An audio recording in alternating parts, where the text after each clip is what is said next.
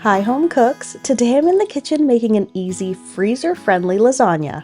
Hi friend! If you're like me and you love quick and easy dinner ideas or meal preps, then you're going to love this easy freezer-friendly lasagna. This easy homemade lasagna is layered with rich meat sauce and a thick layer of ricotta cheese. And the best part, it's perfect to make and freeze for later.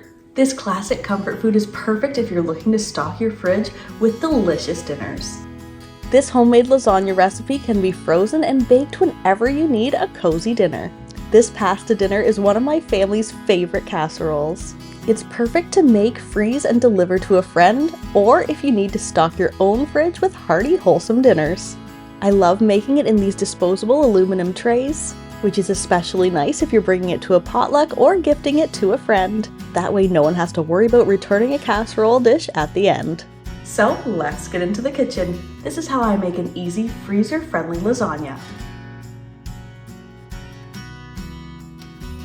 I'm going to start this recipe with the hearty meat sauce. In a large Dutch oven over medium heat, I'm going to add in 1 package of ground sausage meat and 1 pound of ground beef.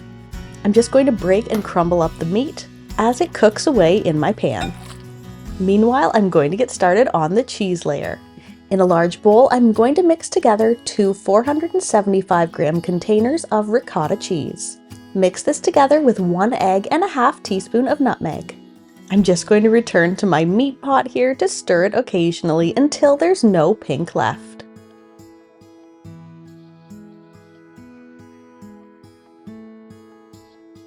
Next, I'm going to grate in 2 cloves of garlic. And since this clove of garlic is particularly large, I'm just going to use the one in this recipe today. Stir and fry this along with the meat until it starts to soften and become fragrant. Then I'm going to stir in 1 large can of diced tomatoes. If you prefer a less chunky sauce, you could use crushed tomatoes here or puree them before adding them into the meat. Add in 1 can of your favorite tomato sauce. And to add even more rich tomato flavor, I'm going to add in 1 can of tomato paste. Stir this into the meat until everything is well incorporated. Then I'm going to reduce the heat to a simmer and cook, stirring occasionally for about 15 minutes.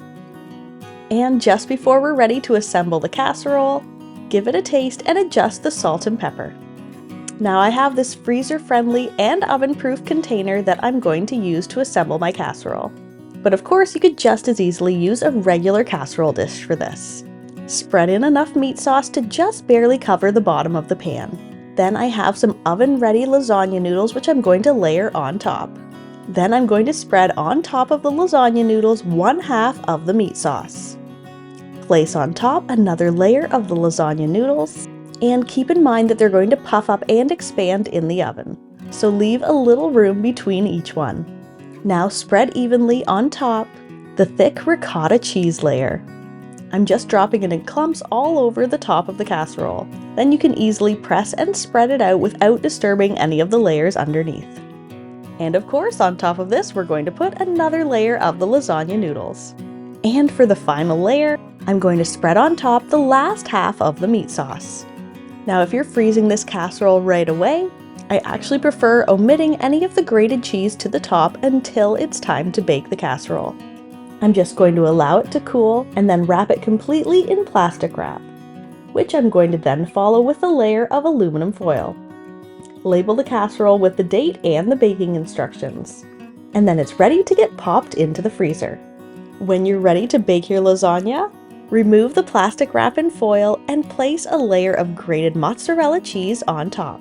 Then I'm going to just loosely place the foil on top of the casserole, and it's ready to go into my preheated 375 degrees Fahrenheit or 190 degrees Celsius oven and bake for 60 to 75 minutes or until it's completely heated through to the center.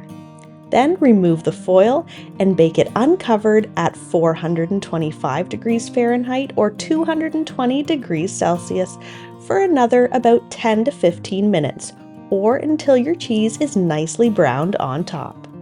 The casserole is completely baked through if the center reaches 165 degrees Fahrenheit. I'm just going to let it sit and cool slightly, and then it's ready to slice and serve. And of course, you can make and bake this the same day. If you're making it fresh, you can go ahead and put the mozzarella cheese right on top.